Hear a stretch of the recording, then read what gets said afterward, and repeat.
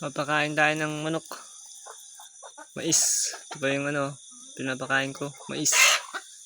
Lord Island Red. Yung mga manok ko. Yan sila nagkalat. Free-range chicken. Naka-free talaga sila kasi hindi sila walang bakod tong mga to. Yan ang galaan nila Yan.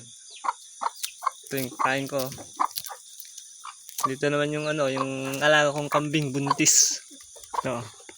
Yan Hoy, naglag naman yun. Yan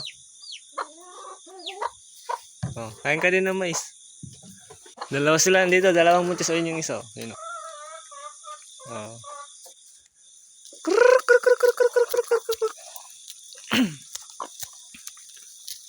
Ay, may halo pa palang pato.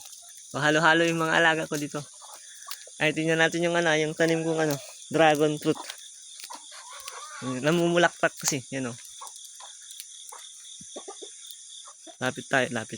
Ang ganda ng bulaklak niya.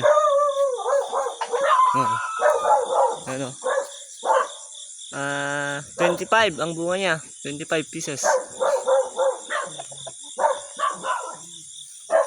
Ay, ilapit natin, tutok natin.